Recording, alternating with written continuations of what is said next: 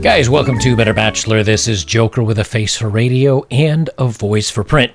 Tonight I'm going to read a story from the Irish Times. A French author has written how women should erase men from their lives. And the interesting thing is, I said, ooh, that sounds like an interesting, spicy story. A girl power advocate wants to talk about removing men from women's lives. But after I read it, I realized something. She's really no different than what we talk about on this channel, which is, hey, we just want to do our own thing without dating or without being with women, many of us, and we just want to be left alone. But the interesting thing here isn't a story about this French writer, this French woman, or what she says or about men. That's not really the story. The story is how they treat her saying the things that she says versus guys that say, hey, we're going our own way and we just want to be left alone. And that to me was the biggest takeaway, that when a woman says, hey, we should get rid of men in our lives, I just want to be without men, and I'm ignoring men and staying away from men, the media goes, hey, what an interesting story.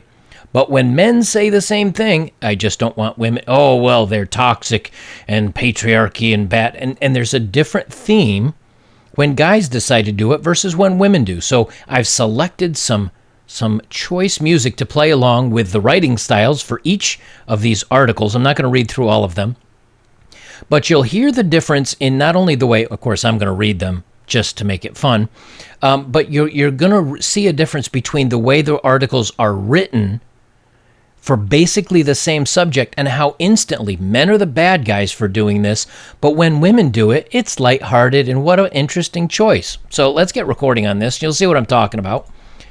Yoink. Should women erase men from their lives?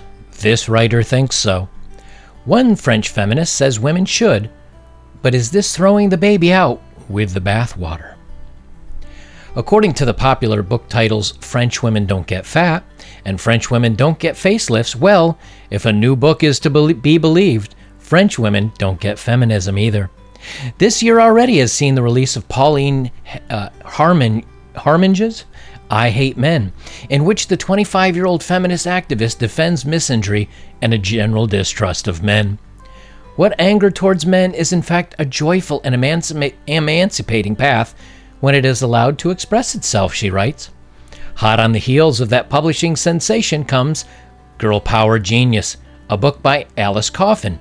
In it, the Paris counselor notes that she no longer reads books by men, doesn't watch films made by men, nor listens to music created by men. We need to eliminate men from our minds. She theorizes the backlash has been predictably swift, with Coffin being accused of advocating a form of apartheid. Does Coffin's central theory have a point? Do women need men, like a fish need a bicycle? But really, it's a crusade against men, led by feminists. A case of throwing the baby out with the bathwater? Or does Coffin's central theory have a point? Do women need men, like fish need a bicycle? Do you see how it's written? It's lighthearted. It's fun. It's interesting. Hey, maybe she has a point, or maybe she could be wrong. Now, what is she saying? She goes even further than really what we talk about here. I still watch movies that are led by strong, character women. A good example would be like Ripley from the Aliens series, Sigourney Weaver. I still watch that. Now, if afterwards I found out the movie was directed by a woman, I'd still enjoy it just as much. It wasn't, of course, but I'd enjoy it just as much. Do I read women authors? Not really, but I never have. As a matter of fact, I read mostly books on Stoicism. I read Aaron Clary's stuff that I've talked about before, he's got a great book series on Amazon if you want to check out Aaron Clary's stuff.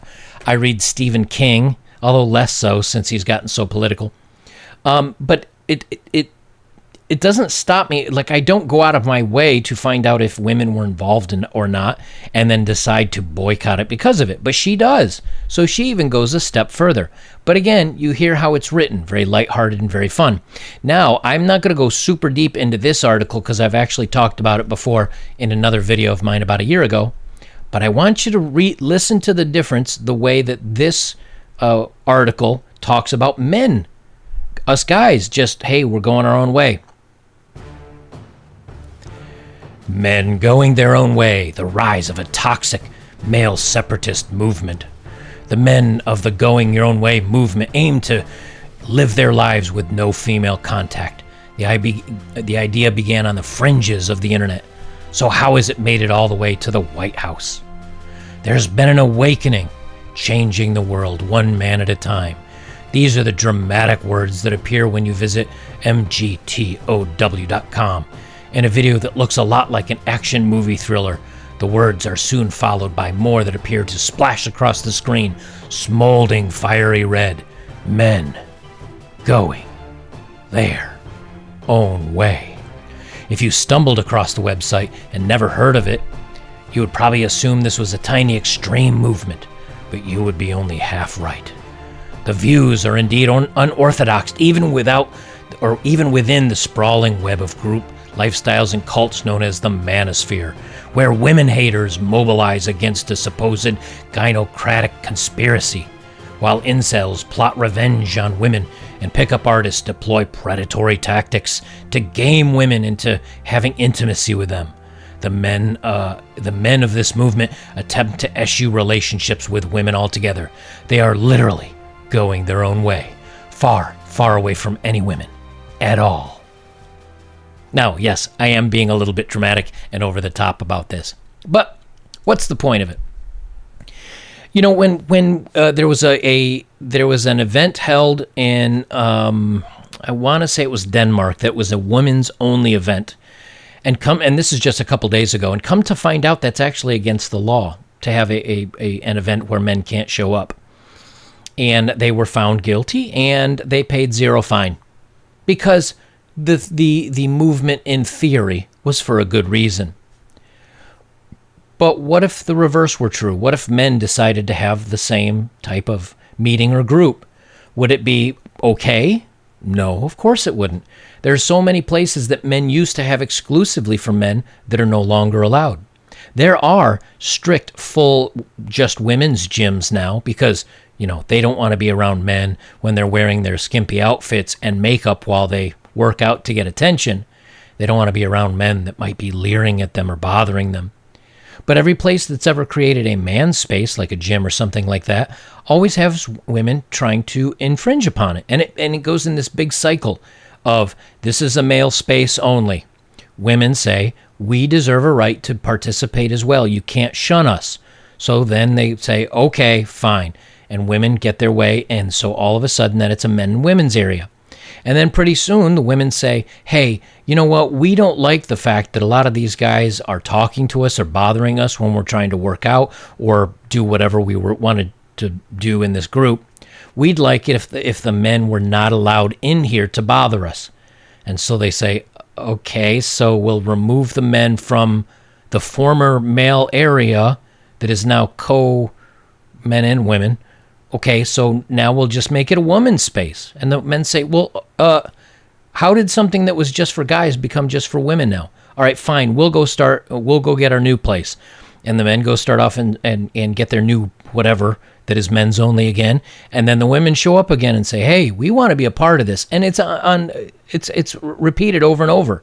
There was a Boy Scout troop that was for boys called Boy Scouts.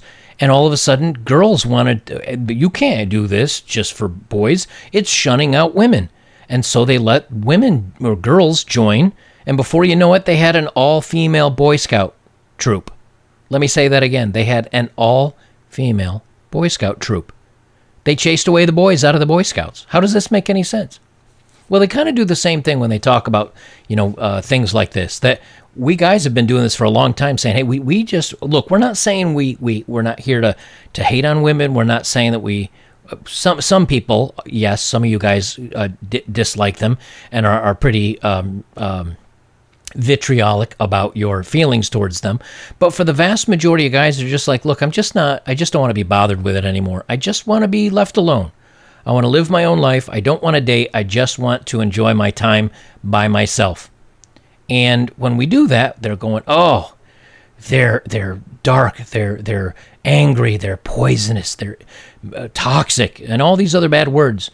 But yet when the women do the same exact thing, it's, oh, well, hey, it's just a choice. This woman dates another woman. She wants to be only with women. She's getting rid of women out of her life. And per her own words here, women should erase men from their lives. And you'll be much happier for it. And that's why I'm not hating on her, because what do I say? Hey, maybe you shouldn't, maybe you should, I've never really said to erase women from your lives, but we often say, hey, don't bother with them. Do your own thing. If you're not having great success at dating, just find your own path in life and do what makes you happy. And, I don't think any of us have ever gone so far as to say, don't watch movies by women, or don't read books written by women. We haven't gone that far. So here, a woman and apparently her followers and her buyers of her books go even further than we do, but it's just light fun. Oh, it just is what it is. Hey, maybe it's a good choice for life. But when guys do it, it's dark and toxic. And it's just one more example of, hey, when women do something, everything is good with it, everything is right, no problems. But when a guy does it, it's bad, and we have to stop it and shame them, and it just doesn't go two ways. So I thought you guys would find it interesting. The story itself really is a nothing burger.